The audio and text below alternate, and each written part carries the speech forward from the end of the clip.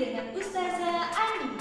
Oke, sebelum kita mulai pembelajaran pada hari ini, Ustazah ingin bertanya, bagaimana kabar kalian hari ini?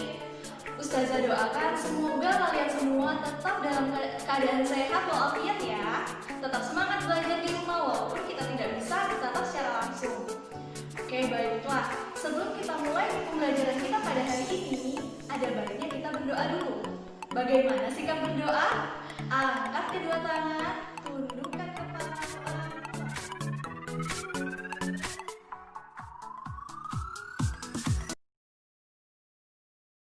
Bismillahirrahmanirrahim. Rabbi zidni ilma warzuqni fahma. Amin. Pada video pembelajaran sebelumnya, kita telah mempelajari materi mengenai keberagaman yang ada di Indonesia. Ada rumah adat, permainan tradisional, dan juga makanan khas dari setiap daerah. Sungguh kaya budaya Indonesia. Sebagai anak Indonesia, kita harus bersyukur dengan kekayaan ini. Kita dapat mencicipi makanan beragam, bermain permainan tradisional, dan juga mengenal kebiasaan-kebiasaan yang berbeda. Banyak hal yang bisa kita pelajari dari keanekaragaman itu. Berkaitan dengan materi tersebut, tahukah kamu hari ini kita akan belajar apa?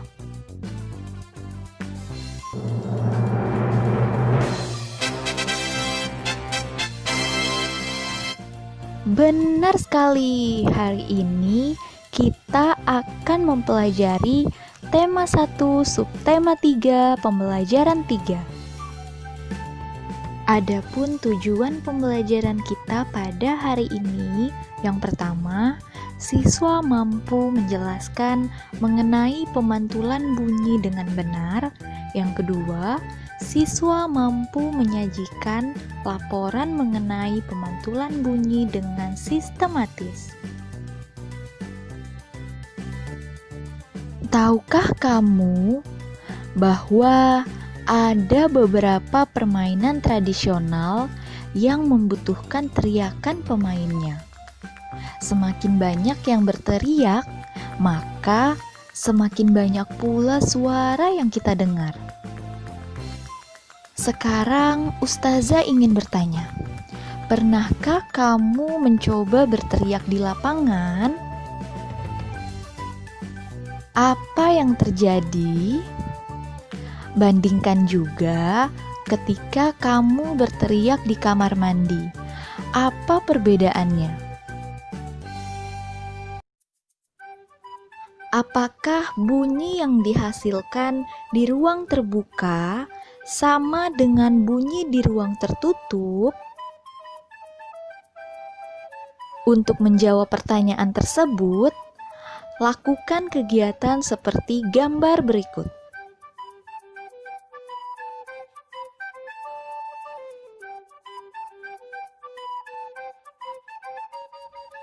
Apakah sama bunyi yang dihasilkan pada dua gambar tersebut? Walaupun kedua anak pada gambar tersebut berteriak sekeras-kerasnya, bunyi yang dihasilkan tidak sama. Mengapa? Hal ini disebabkan perbedaan antara jarak dinding pemantul. Baik anak-anak, sekarang silahkan buka buku JSIT tema 1 subtema 3 pembelajaran 3 pada halaman 138. Kita baca dan pahami bersama ya. Pemantulan bunyi terjadi ketika gelombang bunyi mengenai permukaan bidang pantul atau benda. Gelombang bunyi tersebut akan dipantulkan kembali oleh benda tersebut. Peristiwa ini sama seperti ketika bola memantul ke dinding. Akan tetapi, perlu kalian ketahui bahwa tidak semua gelombang bunyi akan dipantulkan. Ada juga gelombang bunyi yang diserap. Selanjutnya, banyak sedikitnya gelombang bunyi yang dipantulkan atau diserap tergantung pada kertas atau lunaknya permukaan bidang pantul. Baik, selanjutnya adalah macam-macam bunyi pantul. Bunyi pantul dapat memperkuat bunyi asli. Hal ini terjadi jika jarak permukaan dinding pantul dekat dengan sumber bunyi. Selanjutnya, ada dua macam bunyi pantul, yaitu gema dan gaung. Apa itu gema? Gema adalah bunyi pantul yang terdengar jelas dan lengkap setelah bunyi asli. Bunyi pantul terdengar jelas karena antara bunyi pantul dan bunyi asli tidak saling mengganggu. Gema terjadi akibat jauhnya jarak antara sumber bunyi dengan dinding pemantul, sehingga membutuhkan waktu yang lama untuk sampai ke dinding pemantul. Gema biasanya terjadi pada lembah, lereng gunung, dan gua. Kemudian ada gaung atau kerdam. Apa itu gaung atau kerdam? Gaung atau kerdam terjadi karena bunyi dipantulkan oleh dinding yang jaraknya tidak jauh dari sumber bunyi. Hal tersebut menyebabkan datangnya bunyi pantul bersamaan dengan bunyi asli yang belum selesai terucapkan.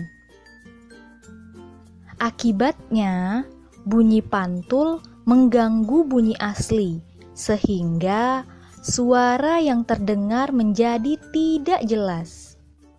Gaung atau kerdam ini biasa terjadi pada gedung pertunjukan, gedung pertemuan, bioskop, dan juga studio rekaman.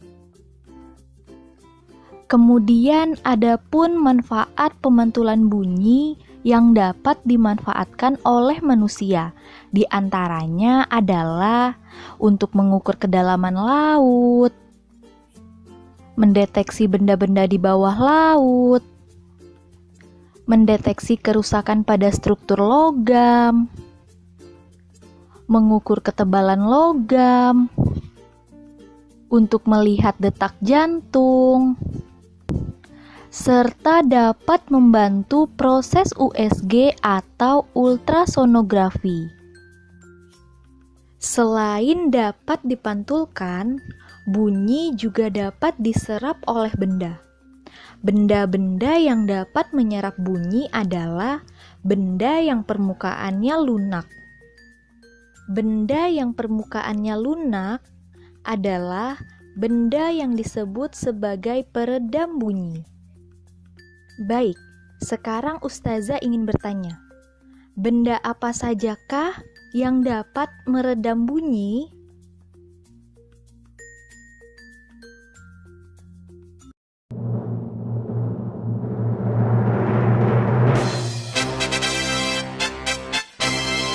Benar sekali.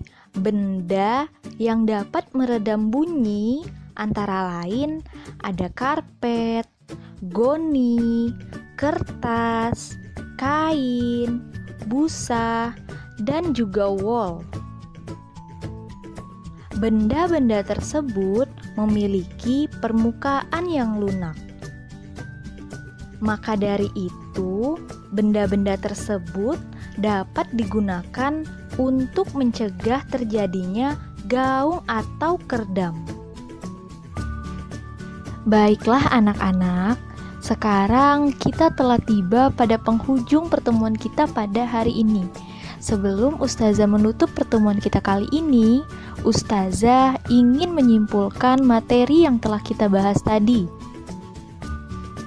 Tadi kita telah membahas mengenai keberagaman yang ada di Indonesia.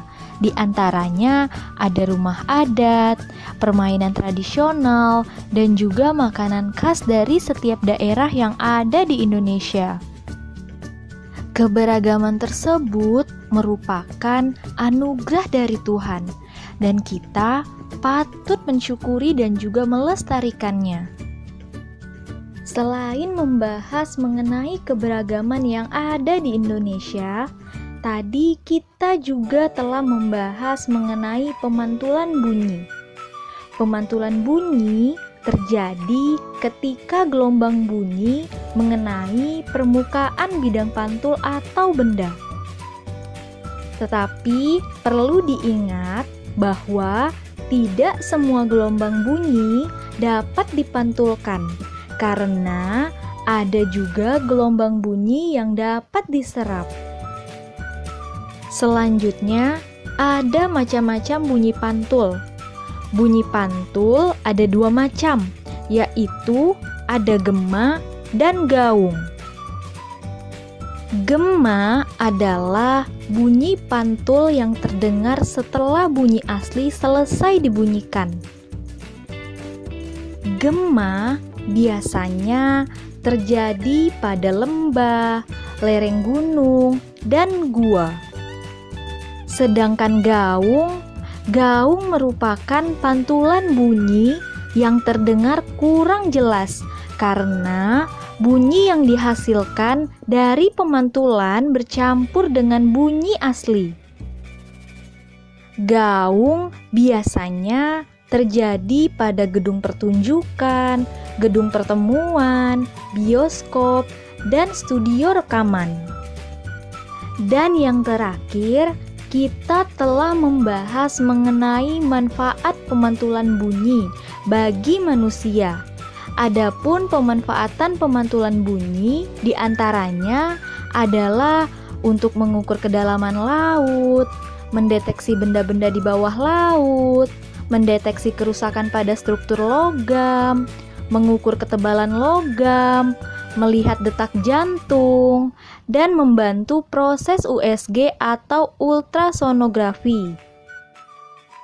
Baiklah anak-anak, tahukah kamu pada materi pembelajaran yang telah Ustazah jelaskan tadi bahwasannya Allah Subhanahu wa Ta'ala telah berfirman dalam Quran surah An-Nahl ayat 125 yang artinya, serulah manusia kepada jalan Tuhanmu dengan hikmah dan pengajaran yang baik, dan berdebatlah dengan mereka dengan cara yang baik. Sesungguhnya Tuhanmu, Dialah yang lebih mengetahui siapa yang sesat dari jalannya, dan Dialah yang lebih mengetahui siapa yang mendapat petunjuk. Berdasarkan firman tersebut, kita diperintahkan untuk mengajak manusia melakukan kebaikan dengan cara yang baik. Selain memotivasi orang lain mengikuti kebaikan yang kita lakukan, ternyata pahala kebaikan juga akan kembali ke diri kita sendiri. Jadi anak-anak, jangan pernah bosan untuk menjadi orang baik ya. Baiklah anak-anak, sebelum Ustazah menutup dan juga mengakhiri pertemuan kita pada hari ini, Ustazah sekali lagi ingin mengingatkan kepada kalian mengenai tugas kalian di rumah. Silahkan kerjakan uji kompetensi tema 1 di buku JSIT halaman 162 sampai dengan 168. Dikerjakan di folio bergaris ya anak-anak. Baiklah anak-anak, Sebelum Ustazah mengakhiri pertemuan kita pada hari ini, alangkah baiknya kita menutup pembelajaran kali ini dengan doa terlebih dahulu ya. Berdoa mulai. Bismillahirrahmanirrahim. Subhanakallahumma wa bihamdika ashhadu an la ilaha illa anta astaghfiruka wa atubu ilaik. Amin. Anak-anak, itulah materi yang dapat Ustazah sampaikan pada pertemuan kali ini. Sampai ketemu di video pembelajaran selanjutnya. Ustazah tutup. Assalamualaikum.